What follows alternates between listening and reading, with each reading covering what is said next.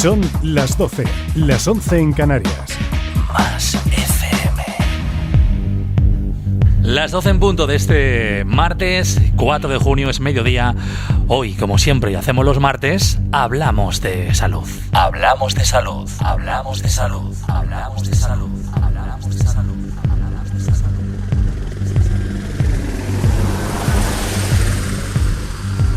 Hoy nuestro espacio va a estar dedicado a un problema de salud mental cuya denominación de todos hemos escuchado alguna vez, seguro que sí, pero que, bueno, en su verdadera definición, pues solamente afecta al 1% de la población. Y muchos os preguntaréis, bueno, ¿solamente un 1% y lo vais a poner sobre la mesa? Pues sí, vamos a hablar hoy del trastorno bipolar. Isabel trae este espacio ya que en torno a este trastorno ha existido mucha confusión, sí, demasiado, y ahora lo van a entender el porqué. Y todo porque tanto se han desarrollado tantos mitos, y ya que parece que no sabemos muy bien de qué se trata, pues hoy mejor que nunca vamos a hablar sobre el trastorno bipolar. Isabel, ¿qué tal? Muy buenas. Buenos días, Lázaro. Bueno, primeramente, yo quería preguntarte qué es realmente el trastorno bipolar, porque todavía parece ser que no lo tenemos muy claro. Sí, hay una gran confusión con este tema. Bueno, pues exactamente yo he sentido la necesidad de hablar hoy de este trastorno con el fin de explicar qué es realmente trastorno bipolar, ya que he oído alguna otra vez de personas que consideran que el trastorno bipolar es una inestabilidad emocional en el sentido de que la persona tiene un humor cambiante, muy cambiante. Como que puede estar de buen humor ahora, ¿no? Y dentro de un rato estallar en enfado y desarrollar un mal humor muy intenso. Pero realmente el trastorno bipolar no tiene nada que ver con esto. El trastorno bipolar es un trastorno del estado de ánimo, igual que lo es la depresión mayor o la distimia también. Se caracteriza porque la persona pasa un periodo de tiempo deprimida con la mayoría de síntomas que tendría una depresión y luego pasa, digamos, al otro extremo, a estar eufórica, es decir, con un nivel de alegría muy intenso que no puede controlar. Y no estamos hablando de simplemente pasar de estar triste a estar contento porque, por ejemplo, podamos recibir una buena noticia, no. Estamos hablando de que en la fase depresiva la persona muestra incapacidad para disfrutar, enlentecimiento del movimiento, pesadez, duerme muchas horas, tiene una tristeza muy acentuada, desmotivación y todos los síntomas que podríamos ver en un cuadro depresivo. Por ello, si solo vemos esta fase, se puede fácilmente diagnosticar a la persona por error de una depresión. Sin embargo, tras un tiempo, que puede pasar pues desde semanas hasta meses, la persona pasa de este estado de depresión al estado de euforia que he dicho y comienza a mostrar otros signos, como por ejemplo una excesiva actividad, que no puede parar de moverse, que tienen verborrea, que hablan mucho, que hablan muy alto, que se ríen mucho, que no pueden parar de hacer cosas de forma muy exagerada y un largo listado de síntomas, digamos, de un estado de ánimo alto. Para distinguir cuando una persona está en fase de euforia, que nosotros llamamos, los psicólogos también llamamos maníaca, hay que tener en cuenta que la persona se puede mantener muchas horas sin parar de hacer cosas y te dicen que no están cansados y que no necesitan ni irse a dormir ni descansar. Además, algo muy peligroso de la fase maníaca es que la persona puede llevar a cabo conductas de riesgo, como por ejemplo apostar muchísimo dinero en algo, conducir a 200 kilómetros por hora y todo esto fácilmente sin conciencia de problema. Todos estos riesgos los hace la persona sin darse cuenta, es decir, en principio para esta persona lo está pasando bien y no es un problema. Las personas con trastorno bipolar perciben esta fase de manía como estar en la cima del mundo, ¿no? Como estar muy optimistas o muy inspirados. Tienen el pensamiento muy acelerado, es como que piensan mucho muy rápido. Y esto también puede hacer que hablen muy rápido, evidentemente. Para que se entienda esta fase, para quien no lo ha escuchado nunca, es un poco como lo que nos pasa a nosotros si, por ejemplo, un día nos tocara de repente mucho dinero en la lotería o si nos enteramos de que hemos sacado una plaza en una oposición. Es decir, es una sensación de no poder parar de movernos, de hablar con todo el mundo, de tener mucha alegría, de llorar de felicidad, de estar agitados, no nos podemos concentrar, sentimos que podemos con todo, ¿no? Otra cosa es que estos síntomas tan agradables y con tanta euforia e intensidad se conviertan en irritabilidad, agitación, tensión o incluso que aparezca un miedo intenso con el tiempo. E incluso son frecuentes las alucinaciones. Además, pueden aparecer incluso reacciones agresivas cuando alguien les dice que eso no es normal y cuando intentan sujetarlos. En la fase maníaca hay que decir que tristemente se ha registrado un alto porcentaje de personas que llegan al suicidio también. Entonces, cuando escuchamos en la calle aquello de esta persona es bipolar porque es muy cambiante, ¿Tiene algo que ver con lo que realmente es este trastorno? ¿O podríamos decir que las personas cambiantes son bipolares? No, realmente es una confusión extendida socialmente, por eso me parecía muy importante hablar hoy de esto. El trastorno bipolar es un trastorno del estado de ánimo. Es pasar de tener estado de ánimo muy bajo o deprimido a estado de ánimo muy alto, maníaco o eufórico, pero sin pasar por la fase intermedia, que sería en la que nos encontramos la mayoría de la gente la mayoría del tiempo, ¿no? Cuando tenemos salud mental. Lo que se confunde en la calle es la inestabilidad emocional con el trastorno bipolar. Esta inestabilidad emocional yo la veo más cercana o más parecida a las características límites de personalidad, que es otro trastorno diferente. Es un trastorno que abordaré más en profundidad en otro espacio para que se conozca, pero básicamente es que la persona vive las emociones muy intensamente y tiene dificultad para regularlas. De ahí los cambios bruscos que la gente ve. Tampoco significa que toda la gente que vemos cambiante tengan un trastorno límite de personalidad, porque también es un trastorno raro de ver, por lo que habría que evaluar cada caso particular y ver qué hay detrás de la inestabilidad emocional y de los cambios de humor, porque pueden ser 1000 cosas y no tan graves como lo que estamos hablando hoy. Me parece importante dejar claro que el trastorno bipolar es un trastorno psiquiátrico grave, que además genera mucha interferencia en la vida de la persona, de forma que se ven afectados todos los ámbitos, como serían el familiar, el laboral, el social o el económico. Bueno, si os dais cuenta, todos hemos escuchado la frase esta de que esta persona es bipolar, por ejemplo, pero realmente solo hay un 1% de la población, como ha dicho Lázaro, que tenga el trastorno bipolar. Yo misma escuché hace unas semanas a varias personas hablar de que en su entorno conocían a muchas personas bipolares.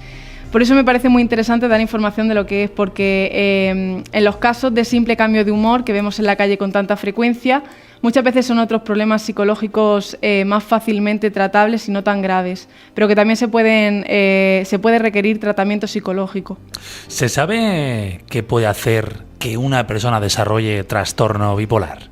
Pues antes que nada decir que no se ha demostrado, apuntar que no se ha demostrado que afecte más a las mujeres que a los hombres, que se me ha olvidado decirlo, se da por igual. Parece que lo que hace debutar al trastorno bipolar, hacer que se inicie, es un cambio vital brusco, ¿no? Es lo que los estudios más bien sostienen. Y lo que predispone a ello son variables de tipo genético unidas con variables ambientales. Se cree que suele comenzar entre los 15 y los 25 años más o menos. Por ejemplo, en las mujeres que desarrollan trastorno bipolar se ha visto con mucha frecuencia que puede comenzar en el posparto, después del nacimiento de un hijo, que es un cambio vital bastante importante. Además, es muy importante tener en cuenta que el trastorno bipolar comienza siempre por el episodio depresivo, es decir, siempre por el estado de ánimo bajo. Después de este es cuando se da el maníaco. Esto quiere decir que hay mucha gente que en la calle primero los diagnosticarán de depresión y los tratarán por la depresión con fármacos para la depresión, y luego con el tiempo veremos que debutan en manía y que es trastorno bipolar. ¿Existe tratamiento para el trastorno bipolar? Sí, existe tratamiento y además debe tratarse tanto desde la psiquiatría como de psicología, y ambos tratamientos son fundamentales y deben recibirse en paralelo. En el caso del tratamiento farmacológico, el que se hace en psiquiatría, sabéis que yo siempre he sido muy crítica con tomar pastillas en los casos en los que se pueda resolver con tratamiento psicológico, por el tema de que las pastillas pues tienen efectos secundarios, se puede desarrollar adicción y tal. Pero en este caso las pastillas son muy necesarias y además durante toda la vida de la persona. Esto es porque en el trastorno bipolar existe, digamos, un desequilibrio o una descompensación de neurotransmisores cerebrales que es necesario tratar con un fármaco.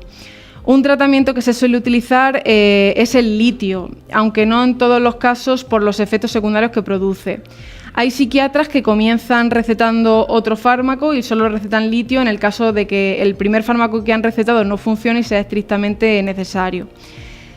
Sin embargo, el tratamiento del trastorno bipolar es complicado, hay que decirlo, porque la persona suele dejarlo cuando se encuentra bien. Es decir, cuando, por ejemplo, tienen periodos en los que pues, no han tenido grandes depresiones o fases muy molestas de euforia, tienden a dejarlo. A esto se suman que los fármacos que hay para el trastorno bipolar tienen unos efectos secundarios bastante drásticos. En el caso del litio, por ejemplo, hay muchos pacientes con ganancia de peso o con trastornos sexuales, con lo que al afectarse la vida en pareja lo dejan. Aunque no nos podemos olvidar de que, como en todos los problemas de salud mental, también en el trastorno bipolar hay asociado un estigma, por desgracia, y la persona se puede sentir etiquetada con estar toda su vida tomando un fármaco para esto. Bueno, ya pasando al tratamiento psicológico, que es mi ámbito, uno de los objetivos iniciales del tratamiento psicológico en trastorno bipolar es lograr que la persona acepte el problema, para también lograr una mayor adherencia a este tratamiento.